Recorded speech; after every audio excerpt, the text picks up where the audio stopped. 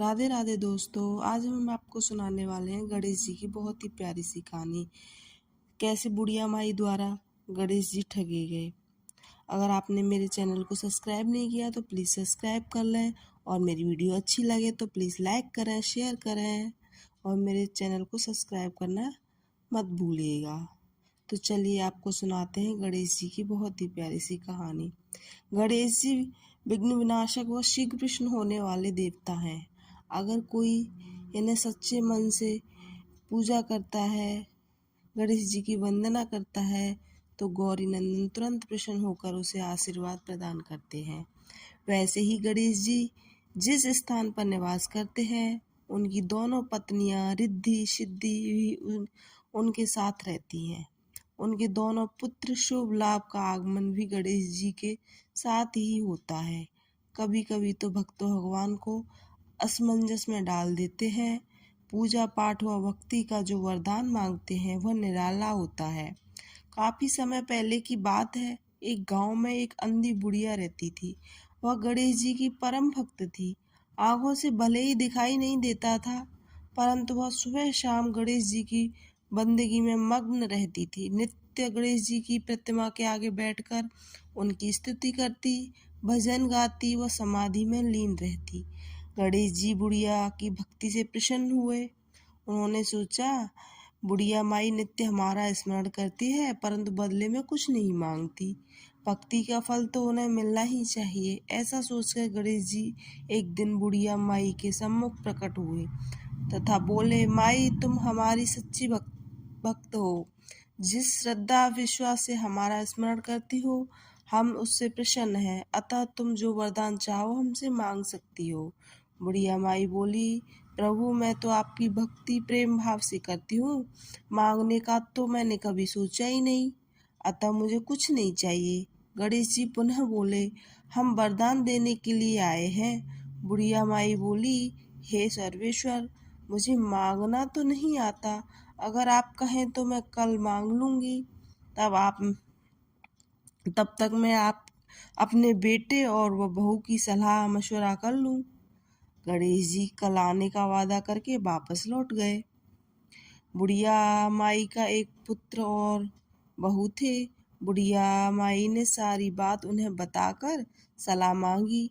बेटा बोला, माँ तुम गणेश जी से ढेर सारा पैसा मांग लो, हमारी गरीबी दूर हो जाएगी, सुख चैन से रहेंगे। बुढ़िया माई की बहू बोली, नहीं, आप एक सुंदर पोते का वरदान मांगे, वंश को आगे बढ़ाने वाला भी तो चाहिए।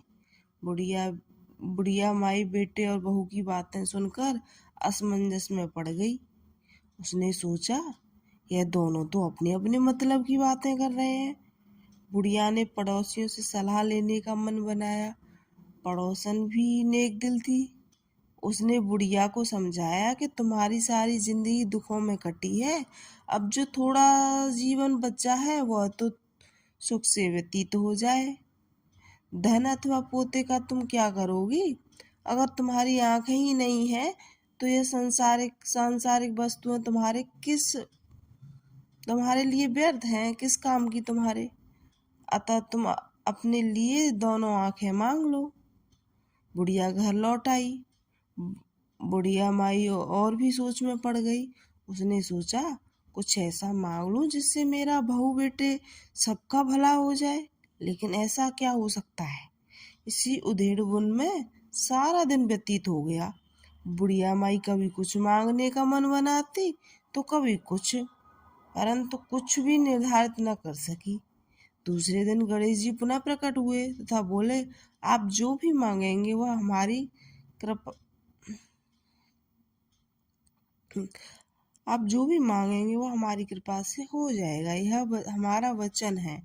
गणेश जी के पावन वचन सुनकर बुढ़िया माई बोली, हे गणराज, यदि आप मुझसे प्रसन्न हैं तो कृपया मुझे मन इच्छित वरदान दीजिए। मैं अपने पोते को सोने के गिलास में दूध पीते देखना चाहती हूँ। बुढ़िया की बातें सुनकर गणेश जी उसकी सादगी व सरलता पर मुस्कुरा दिए। बोले, तुमने तो मुझे ठग ही लिया। मैंने तुम्हें एक वरदान मांगने के लिए बोला था, परंतु तुमने तो एक वरदान में ही सब कुछ मांग लिया। तुमने अपने लिए लंबी उम्र तथा दोनों आंखें मांग ली हैं, और बेटे के लिए धन और बहू के लिए पोता भी मांग लिया। पोता होगा, ढेर सारा पैसा होगा, तभी तो वह सोने के गिलास में दूध पिएगा।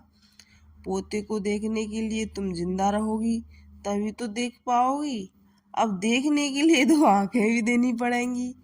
फिर भी वह बोले, जो तुमने मांगा है वे सब सत्य होगा। यूं कहकर गणेश जी अंतर ध्यान हो गए। कुछ समय पाकर गणेश जी की कृपा से बुढ़िया के घर पोता हुआ। बेटे का कारोबार चल निकला तथा बुढ़िया की आंखों की रोशनी वापस लौट आई। बुढ़िया अपने परिवार सहित सुख पूर्वक जीवन व्यतीत करने लगी। राधे राधे।